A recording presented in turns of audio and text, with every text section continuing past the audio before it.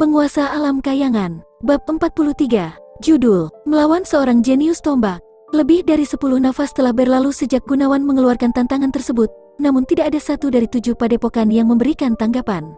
Itu sangat memalukan. Tatapan Gunawan secara bertahap menjadi semakin mengejek. Pada saat ini, seorang anak muda dari cabang Istana Api Surgawi tidak dapat menahan diri dan berdiri, namun kemudian ditarik kembali oleh orang di sebelahnya, yang berbisik.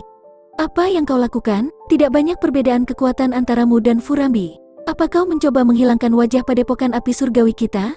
Sialan, anak itu terlalu sombong. Anak muda itu menggertakkan giginya.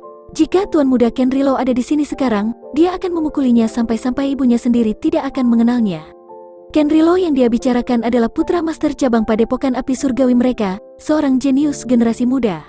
Meskipun dia tidak dapat dibandingkan dengan Shin Luto, pada usia 16 tahun, dia sudah berada di peringkat ke-7 dari ranah kelahiran cakra dan merupakan satu langkah dekat dari tingkat ke-8 ranah kelahiran cakra. Di antara generasi muda di kota Boyolali, ia berada di urutan kedua setelah Shin Luto. Pada saat ini, seorang anak muda yang tegas dari padepokan tombak besi perlahan melangkah keluar. Dia seumuran dengan Gunawan, namun dia tidak mengeluarkan sedikit ketidakdewasaan dan malah memiliki ketenangan yang tidak sesuai dengan usianya. Dia berdiri di depan Gunawan, sedikit mengangguk dan dengan tenang menyatakan, "Padepokan tombak besi, Terumin, 17 tahun. Aku tidak berhak menantangmu, tapi melihatmu mengalahkan satu demi satu lawan dengan sikap angkuh dan agung, ada kekaguman di hatiku. Oleh karena itu, aku ingin bertukar petunjuk denganmu. Hanya karena aku mengagumimu, tidak ada niat lain. Jika kau merasa aku terlalu tua dan tidak berhak bertarung denganmu, kau bisa menolak dan aku pasti tidak akan mengejar lebih jauh lagi." Wah, itu Tuan Muda Padepokan Tombak Besi. Sebenarnya dia yang telah melangkah kali ini. Kudengar 3 bulan yang lalu dia sudah berada di peringkat ke-4 ranah kelahiran cakra. Selain itu, kemampuannya dengan tombak sudah mencapai kesempurnaan.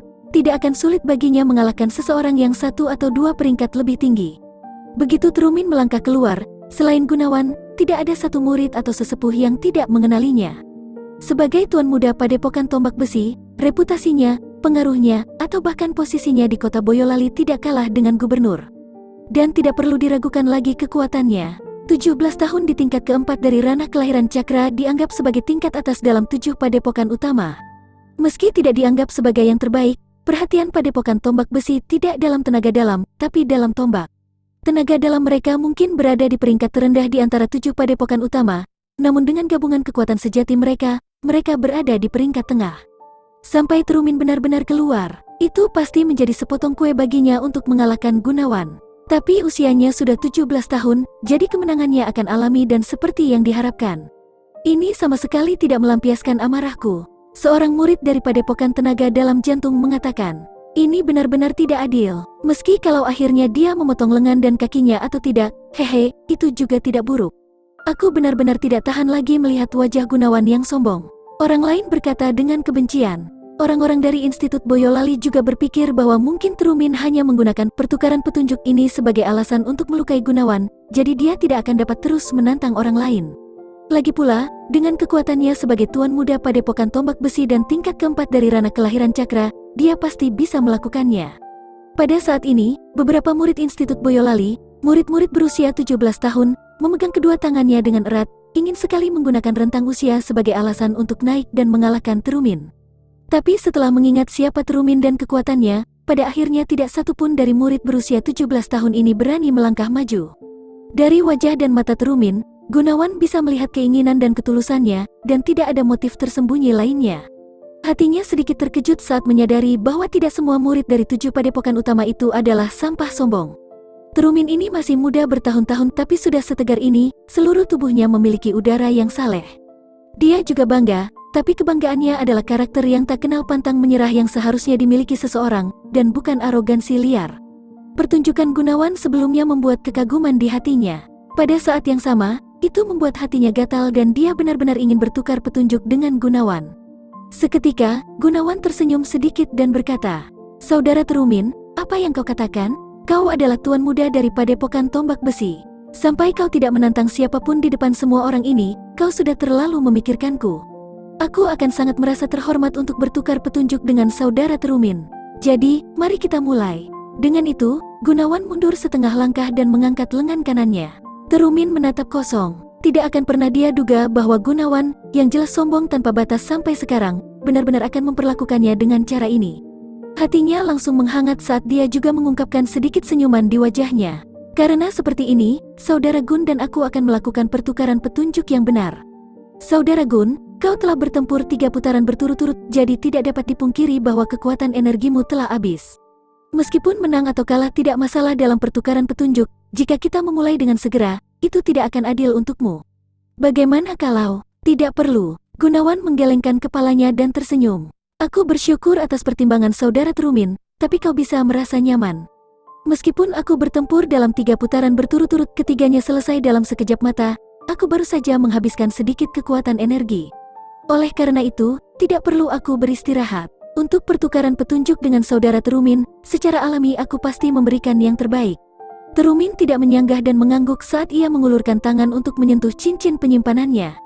Tombak perak panjang yang sama dengan tingginya muncul di tangannya. Dia mengarahkannya ke bawah. Tombak ini disebut Piercing Cloud, alat tenaga dalam dan pusaka.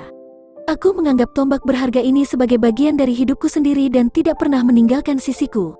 Aku akan menggunakan Piercing Cloud untuk pertukaran petunjuk dengan Saudara Gun. Saudara Gun, tunjukkan senjatamu. Gunawan sedikit menggelengkan kepalanya. Tidak perlu, aku akan menggunakan tanganku untuk bertukar petunjuk dengan Saudara Terumin. Terumin tertegun sejenak, lalu mengangguk. Seperti yang diharapkan, Saudara Gun angkuh. Karena begitulah, jangan salah paham, Saudara Terumin.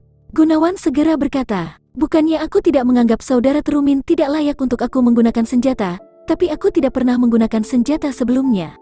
Satu-satunya senjata yang pernah aku gunakan adalah tanganku. Jika aku menggunakannya sekarang, itu hanya akan mengikatku dan aku tidak tahu apa yang harus dilakukan dengan itu. Hati Gunawan selalu percaya akan hal ini. Jika seseorang menunjukkan rasa hormat padanya, dia akan mengembalikan penghargaan itu 10 kali lipat.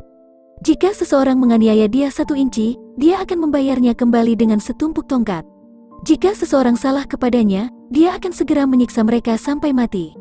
Ini adalah sifat Gunawan. Terumin benar-benar menghormati dirinya, jadi wajar jika dia menunjukkan rasa hormat pada Terumin dan dengan hormat. Terumin serius menatap Gunawan, lalu tertawa terbahak-bahak. Hahaha, bagus. Jadi Saudara Gunawan bukanlah salah satu dari orang-orang sombong dan angkuh itu. Sepertinya aku akan menikmati pertukaran ini sampai ke hatiku. Kemudian, Saudara Gun harus berhati-hati. Tombak Piercing Cloud tidak pernah kalah dari orang yang lebih muda dariku. Saudara Terumin juga perlu berhati-hati. Gunawan perlahan mengulurkan tangannya dan teknik Dewa Elemen, alam pertama. Jiwa membara, segera dibuka. Menghadapi Terumin, yang jauh lebih baik dari Furambi dan Marjo, perlu baginya untuk mempertahankan keadaan jiwa membara, atau dia pasti tidak akan memiliki kesempatan untuk mengalahkannya. Pada saat yang sama, ini semacam penghormatan terhadap Terumin. Kalau begitu, terimalah tombak ini. Terumin meraung saat seluruh tubuhnya melepaskan kekuatan energi. Piercing Cloud dengan keras menembak ke arah Gunawan. Gerakannya tidak tampak cepat, tapi titik tombaknya sepertinya seperti kilat yang keluar dari awan. Hal itu membawa kekuatan besar dan muncul di depan Gunawan dalam sekejap. Bahkan udara di sekitarnya terbelah dan menciptakan riak. Mata Gunawan sedikit berkontraksi saat dia mundur, bersandar ke satu sisi, dan nyaris tidak menghindar dari serangan itu. Saat dia hendak melakukan serangan balik, hembusan angin yang berbahaya tiba-tiba datang dari sebelah kirinya. Secara umum, semakin banyak kekuatan yang dimiliki oleh tombak, semakin lambat kecepatan mencabut tombak dan bukannya akan menjadi lebih cepat. Namun, saat Piercing Cloud milik Terumin menghantam udara, tiba-tiba menyapu dalam sekejap dan sangat mengejutkan Gunawan. Dia menarik tangannya secepat kilat. Dia kemudian melipat pergelangan tangannya untuk menopang pinggangnya dan dengan paksa menahannya. Bang! Saat pergelangan tangannya menahan badan tombak, guncangan keras datang dari tombak, yang menyebabkan dia mengambil 3 langkah berturut-turut kembali dan hampir berhasil menghancurkan energi pelindung tenaga dalam di tubuhnya. Kekuatan tombak yang besar, teknik tombak yang hebat, Gunawan tidak bisa menahan diri untuk tidak berseru. Meski Terumin masih muda, kemampuannya untuk menangani tombak pastinya sudah bisa dianggap kelas master. Flood Dragon Breaking Cloud, Piercing Cloud menyapu sekali lagi saat bayangan tombak menari-nari dan memaksa Gunawan untuk mundur jauh. Tombak adalah yang paling menindas di antara ratusan senjata. Kekuatan dan aura dominasinya tidak bisa dibandingkan dengan jenis senjata lainnya. Itu adalah yang paling sulit untuk dikuasai, tapi begitu dikuasai, belum lagi serangan balik musuh, orang bahkan tidak bisa mendekati. Flood Dragon Scouts the Abyss, Flaming Meteor, Roaring Azure Sea. Terumin meraung setiap kali dia menyerang dengan tombaknya. Dalam waktu singkat, mata semua orang fokus pada tombaknya. Serangan tirani memaksa Gunawan mundur selangkah demi selangkah. Sweeping through atau shot, Terumin melompat 15 meter saat piercing cloud-nya menyapu udara untuk menyerang Gunawan. Bahkan dari jarak 15 meter, kekuatan yang mendominasi hampir membuat Gunawan tidak mampu membuka matanya. Di bawah tombak Terumin, Gunawan sudah dipaksa ke tepi aula. Karena Gunawan tidak dapat menghindarinya kali ini, dia melolong saat dia menghadapi ke atas, dan dengan tak henti-hentinya menyerang piercing cloud dengan lengannya. Murid-murid Institut Boyolali terguncang kaget. Tenaga dalam Gunawan bisa menghalangi lawan dari tingkat ketiga ranah kelahiran cakra. Namun, tombak Terumin tidak hanya berisi tenaga dalam murni, tapi juga memiliki kekuatan tombak yang sombong. Bagaimana bisa seseorang mencoba memblokir serangan tombak tingkat tertinggi dengan lengan telanjang? Namun, saat tombak Terumin dan lengan Gunawan terbentur, suara tabrakan tidak terlalu keras. Dalam sepersekian detik mereka bertemu, lengan Gunawan berada diagonal. Dia meminjam kekuatan piercing cloud untuk benar-benar mengubah lintasannya dan pada saat bersamaan, benar-benar meniadakan kekuatan tombak itu. Kemudian, dia cepat-cepat menyerang, untuk langsung menyerang dada Terumin. Terumin dengan cepat mencabut tombak itu, namun ia tidak bisa mendapatkan kembali postur tubuhnya tepat pada waktunya dan dengan mudah diserang oleh Gunawan. Namun, dia sama sekali tidak panik dan meraung saat bayangan perak menawan piercing cloud melintas lagi. Ini tidak lagi memiliki kekuatan sombong, tapi sebaliknya, ia menyerang ke atas dari sudut yang tidak konvensional ke tenggorokan Gunawan, seolah-olah itu adalah ular perak yang cerdas. Napas Gunawan berhenti saat ia membungkuk ke belakang dengan menggunakan langkah bayangan Dewa Bintang untuk menghindari dan menyerang ke tombak pada saat bersamaan, yang kemudian memaksa Terumin untuk mundur beberapa langkah. Terpisah dari kejauhan, Terumin dan Gunawan tidak segera berbenturan lagi. Seluruh istana sekali lagi jatuh ke dalam keheningan mutlak. Meskipun hanya selusin gerakan telah dieksekusi pada waktu singkat ini, penggunaan tombak Terumin yang kadang-kadang seperti badai yang hebat dan terkadang seperti ular yang cerdas, ditambah dengan kendali tombaknya yang menakjubkan, semuanya sangat menakjubkan. Untuk berpikir bahwa jenis keterampilan tombak ini sebenarnya dicapai oleh seorang remaja berusia belasan tahun. Murid-murid seusia dan setingkatnya semua terkejut tanpa kecuali. Mereka harus mengakui bahwa meskipun mereka mungkin tingkat yang sama dengan Terumin, sama sekali tidak ada kecocokannya. Bahkan ayah Terumin, Saroji, terus mengangguk dalam diam sambil tersenyum puas. Dan yang paling mengejutkan dari semuanya, saat dihadapkan dengan kekuatan dan teknik tombak, di samping perbedaan 3 tingkat dalam tenaga dalam, Gunawan tak terduga bahkan tidak mengalami cedera meski setelah lebih dari 10 kali gerakan.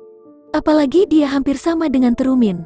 Semua orang terkejut dan tidak bisa bergerak. Beberapa bahkan memiliki mulut mereka terbuka lebar, dan tidak bisa menutup mereka kembali untuk waktu yang lama. Sepertinya bertukar petunjuk dengan saudara Gun adalah pilihan yang sangat tepat. Terumin mengayunkan piercing cloud dengan ekspresi gembira pada wajah tegasnya. Sama juga di sini, Gunawan samar tersenyum dan kemudian, nadanya juga membawa peringatan halus. Kalau begitu, saudara Terumin, tentang apa yang akan terjadi selanjutnya, kau harus berhati-hati. Teknik tombak Terumin praktis tidak dapat dihalangi, sulit untuk menemukan celah di dalamnya. Karena begitu, metode terbaik untuk mengalahkannya dalam waktu sesingkat mungkin adalah dengan menggunakan kekuatan untuk secara paksa menerobos postur memegang tombaknya. Gunawan menyipitkan matanya sedikit. Di bawah keadaan jiwa membara, kekuatan energinya yang mengamuk dari pusat cakranya memasuki tangannya. Haha, bagus. Sejujurnya, tiba-tiba aku berharap agar saudara Gun akan mengalahkanku. Karena itu, aku pasti tidak akan menahan diri. Saat Terumin tertawa terbahak-bahak, tatapannya sudah kembali terasa dingin. Dia mengayunkan tombak peraknya ke atas dan meraung. Terimalah tombakku ini, Dragon of the Rising Sun. Gelombang besar tekanan dikumpulkan di atas tombak. Saat tombak piercing cloud menari, orang-orang di dalam istana benar-benar mendengar suara naga, saat keheranan muncul di wajah mereka satu demi satu. Dan saat ini, tombak piercing cloud juga menyapu tajam ke arah Gunawan. Langkah ini bisa menusuk atau menyapu. Menusuk akan menembus apapun, dan menyapu bisa mengayunkan ribuan. Karena Terumin memilih untuk menyapu, ini jelas menunjukkan pemahamannya tentang kekuatan tombak ini. Jika dia memilih untuk menusuk, Gunawan mungkin terluka parah jika dia tidak dapat menghindar di bawah penindasan aura yang menusuk tombak. Tapi dengan sapuan, tidak hanya akan mudah memukul Gunawan, tapi juga tidak mungkin menyebabkan kerusakan yang tidak dapat dipulihkan lagi. Saat tombak perak jatuh, ia membawa momentum yang menakjubkan seperti tsunami di tengah badai yang mengamuk. Ini disebabkan oleh tombak ini, pasti melampaui gerakan Terumin sebelumnya. Namun, yang mengejutkan Terumin dan juga semua orang lainnya, adalah ketika menghadapi kekuatan menakutkan ini, Gunawan tidak memilih untuk menghindar dengan teknik tenaga dalam gerakan anehnya. tapi malah berdiri di tempat dan mengangkat lengan kanannya untuk menyambut tombak piercing cloud yang secara horizontal menyapu ke arahnya. Apa dia gila? Sejumlah besar murid di istana langsung berseru dengan suara keras. Menghindar dengan cepat, suara dari keempat tetua Institut Boyolali. Sebagai master kuat yang jauh melampaui junior ini, mereka jelas bisa melihat kekuatan di balik tombak terumin ini.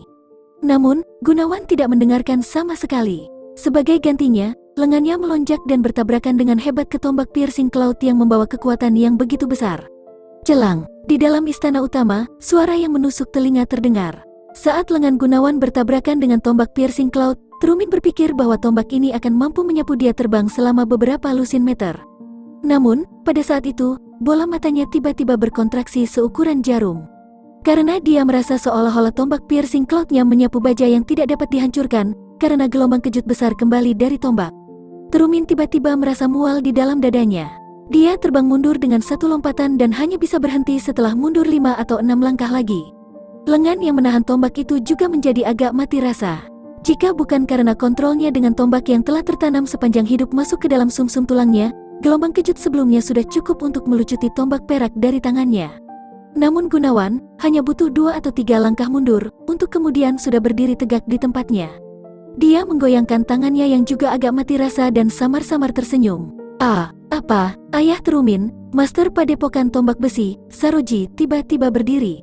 Salah satu dari 7 pemimpin keluarga Padepokan Utama, yang bisa mengguncang kota Boyolali, benar-benar cukup terkejut oleh pemandangan ini sehingga kehilangan ketenangannya. Sebagai pemimpin keluarga dari Padepokan Tombak Besi, dia tahu betapa hebatnya gerakan Dragon of the Rising Sun, lebih baik dari siapapun. Bahkan untuk lawan 3 peringkat di atas Terumin dengan tenaga dalam, mereka tentu tidak akan bisa menerimanya. Namun Gunawan, tingkat pertama dari ranah kelahiran cakra, sebenarnya, karena Saroji sudah seperti ini, bahkan tidak ada gunanya menyebutkan orang lain. Murid dari Padepokan Tombak Besi hampir sampai menyentuh lantai dan bola mata 4 tetua Institut Boyolali juga akan keluar dari lubangnya. Dalam waktu singkat, Gunawan telah memberi mereka satu demi satu kejutan. Dan kali ini, mereka hampir terguncang sampai kehilangan integritas mereka, sampai mereka bisa berteriak saat itu juga. Setelah bertahan melawan tombak ini, ekspresi Gunawan menjadi semakin tenang. Karena dia tahu bahwa pertempuran ini pasti akan berakhir dalam kemenangannya. Meskipun jiwa membara hanyalah alam pertama dan paling lemah dari teknik Dewa Elemen, tingkat kekuatan yang mengerikan masih jauh melampaui harapannya. Dia menatap Terumin yang memiliki ekspresi tercengang, dan berbicara sambil tersenyum. Saudara Terumin, ini giliranku untuk menyerang sekarang. Gunawan melangkah maju dan menuju tubuh Terumin dalam sekejap mata. Keadaan Terumin adalah seperti yang diharapkan. Itu tak ada bandingannya dengan teman sebaya pada usia yang sama, karena ia segera pulih dari kebingungannya. Tombak piercing cloud dinaikkan seperti petir, dan menyapu Gunawan yang sudah dekat. Celang, saat tombak piercing cloud menabrak tinju kanan Gunawan, suara logam bertabrakan kembali bergema. Tubuh Terumin bersandar ke belakang, tangannya mati rasa dan hampir menjatuhkan tombaknya. Dia bahkan kaget di dalam hatinya. Tenaga dalam dari tingkat keempat ranah kelahiran cakra, ditambah dengan kekuatan tombak, sebenarnya sangat mudah diblokir oleh kepalan tangan tunggal. Bagaimana mungkin kekuatan ini bisa menjadi milik tingkat pertama dari ranah kelahiran cakra? Dengan tercengang, Terumin dengan keras menarik napas dan melepaskan kekuatan energi di sekujur tubuhnya. Penguasaannya atas tombak ditunjukkan pada batasnya. Tombak piercing cloud menciptakan bayangan yang menutupi langit dan mengurung seluruh tubuh Gunawan di dalamnya. Celang, celang, celang, celang, celang. Tombak piercing cloud terus bertabrakan selusin kali dengan tinju Gunawan, karena memancarkan suara logam bergetar yang sangat hebat. Pada tabrakan terakhir, tatapan Gunawan menjadi serius. Kedua tinjunya serentak menembak dan langsung menabrak tombak piercing cloud. Celang, Terumin mengeluarkan erangan yang mencekik dan terhuyung-huyung mundur seolah-olah berada di bawah serangan badai yang tak tertahankan. Baru setelah mundur lebih dari selusin langkah akhirnya dia terhenti. Kedua tangannya, yang memegangi tombak piercing cloud, gemetar lagi dan lagi. Gunawan menurunkan kedua tangannya dan dengan tenang melihat ke arahnya, namun tidak terus menyerang lebih jauh. Terumin mendesah panjang lega, saat ia menarik tombak piercing cloud kembali ke cincin penyimpanannya. Setelah meluruskan tubuhnya, dia mengungkapkan senyuman berterima kasih kepada Gunawan dan berkata, "Saudara Gun, aku kalah dan aku dengan tulus yakin akan kekalahanku." Yang lain tidak akan bisa tahu, tapi Terumin telah mengerti dengan jelas bahwa tabrakan terakhir benar-benar melebihi batasnya. Itu sudah cukup untuk mengetuk tombak piercing cloud langsung dari tangannya. Namun, Tepat sebelum tombak piercing cloud-nya hendak meninggalkan tangannya, kekuatan energi yang sombong tiba-tiba menarik diri. Karena padepokan tombak besi bahkan menggunakan tombak untuk namanya, orang pasti bisa melihat betapa pentingnya mereka melihat tombak itu. Sebelum pertempuran, Terumin juga telah menyebutkan kepada Gunawan bahwa tombak piercing cloud adalah pasangannya. Hal itu terlihat sama pentingnya dengan hidupnya sendiri, dan tidak pernah meninggalkan sisinya. Bagi orang-orang jenis ini, untuk dilucuti senjata mereka adalah penghinaan yang luar biasa yang akan lebih sulit diterima daripada kematian. Jika mungkin, aku benar-benar ingin berteman dengan saudara Gun. Terumin berkata, dengan kata-katamu kita sudah berteman, kata Gunawan sambil tersenyum. Terumin bingung mengucapkan kata-kata. Kemudian, dia menangkupkan tangan pada Gunawan saat dia tersenyum tulus dan dengan santai berjalan ke bawah. Ayah, aku kalah. Dengan tulus kalah dan kebobolan, namun juga kalah dengan sangat bahagia. Terumin dengan tenang menyatakan saat ia tiba di samping ayahnya, Sisi Saroji. Sungguh pertukaran petunjuk yang bagus sekali. Saroji dengan tulus berseru, perbaikanmu membuatku terkejut dan bersyukur. Meski kau kalah, itu pasti bukan karena kau lemah. Sebagai gantinya, kemajuanmu telah melampaui harapanku. Namun, anak bernama Gunawan ini. Dia melirik Gunawan dengan tatapan mendalam. Anak ini pasti akan menjadi naga sejati di antara awan di masa depan. Tapi kali ini, dia memprovokasi hampir semua padepokan besar kota Boyolali. Bahkan sudah mengetahui bencana macam apa yang menimpanya, apa kau masih mau menjadi temannya? Terumin bahkan tidak memikirkannya, dan langsung mengangguk. Baik, nah, itu orang yang sebenarnya, itu benar putraku, Saroji. Saroji dengan girang tertawa. Suara keriuhan meledak di dalam istana utama. Dia benar-benar menang atas Terumin itu? Astaga, apa aku benar-benar bermimpi tentang ini? Apakah dia benar-benar berada di tingkat pertama ranah kelahiran cakra? Bagaimana ini bisa terjadi? Terlalu menakutkan, terlalu menakutkan. Terumin adalah seorang jenius yang pantas menjadi jagoannya. Tapi Gunawan ini hanyalah seorang monster. Untuk master padepokan dan tetua padepokan, sulit bagi perhatian mereka untuk tidak jatuh ke tubuh Gunawan saat ini. Institut Boyolali yang selalu mereka remehkan secara tak terduga mengeluarkan karakter semacam ini. Mengalahkan Julino dari Padepokan Tenaga Dalam Jantung, Marjo dari Padepokan Awan Matahari, Furambi dari Institut Badai, dan bahkan Terumin, Tuan Muda Padepokan Tombak Besi, dengan hanya tenaga dalam dari tingkat pertama Nasjen Tenaga Dalam Real. Jika seseorang tidak melihatnya terjadi secara langsung, mereka tidak akan pernah mempercayainya. Rencana mereka yang bermain kasar dengan kepala institut yang baru diangkat benar-benar terganggu oleh Gunawan dan malah berubah menjadi pertunjukan satu orang. Pada gilirannya, hal itu juga memungkinkan Institut Boyolali untuk benar-benar pamer di hadapan mereka dan bahkan menamparkan mereka beberapa kali di wajah. Kakak ipar, apakah itu benar-benar kakak iparku? Ning Bima membuka matanya lebar saat dia melihat sosok menakjubkan yang menarik perhatian semua orang di tengah istana utama. Dia tidak dapat menghubungkan sosok itu dengan Gunawan yang cacat, yang harus menderita berbagai cemoohan dan penghinaan, yang juga membutuhkan perlindungannya bersama-sama. Setiap salah satu murid laki-laki Institut Boyolali mencengkeram tinjunya, karena mata mereka bersinar dengan kegembiraan, karena mereka tidak tahu bagaimana mengungkapkan perasaan mereka saat ini. Dan mata murid perempuan yang melihat Gunawan sudah dipenuhi bintang. Terutama Centini, yang pernah berbicara dengan Gunawan sebelumnya. Ketika memikirkan bagaimana dia benar-benar memberitahu Gunawan, jika kau memiliki masalah, kakak akan membantumu. Sebelumnya, dia tidak dapat menahannya kecuali memerah karena malu. Betapa berlebihannya kata-kata itu. Tentu saja, di antara mereka juga ada orang-orang yang iri dengan benci cemburu. Seperti Kuririn Ye, saat murid-murid di sekitarnya bersorak-sorai pada Gunawan di dalam hati mereka, dia terus-menerus mendengus dan memiliki perasaan yang sangat tidak menyenangkan di hatinya. Itu karena saat ini, Gunawan telah mandi di dalam sorotan terlalu lama dan bahkan membiarkan semua murid Institut Boyolali berani berdiri tegak. Bisa dibayangkan betapa tingginya popularitas Gunawan di Institut Boyolali mulai sekarang. Bahkan mungkin jauh melampaui dia, yang selalu menjadi yang paling populer di Institut Boyolali.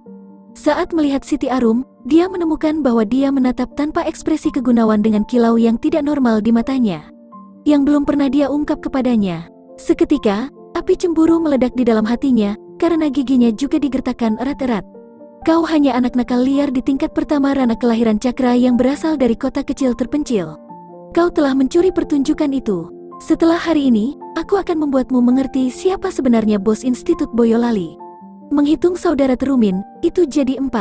Siapa yang selanjutnya? Gunawan berdiri di tengah istana utama, dan menghadapi 7 padepokan sekali lagi, mengeluarkan tantangannya.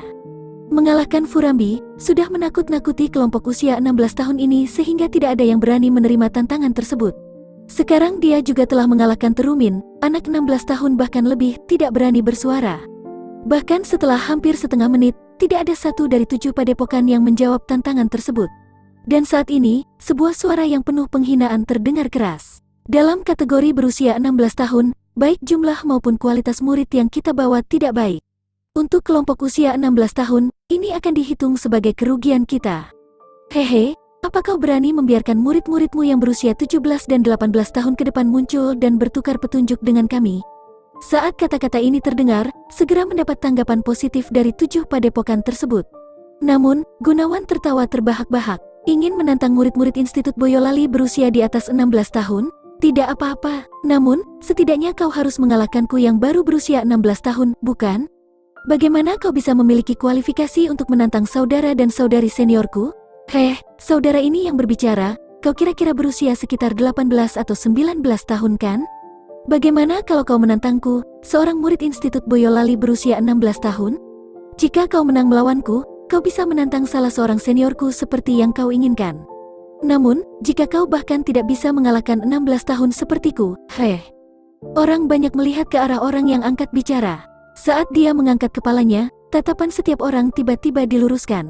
Murid-murid yang akan segera berteriak, semuanya menjadi sunyi, dan bahkan para tetua di Institut Boyolali memancarkan perhatian di mata mereka. Orang ini adalah usia 18 atau 19 tahun ini memiliki wajah yang sedikit pucat.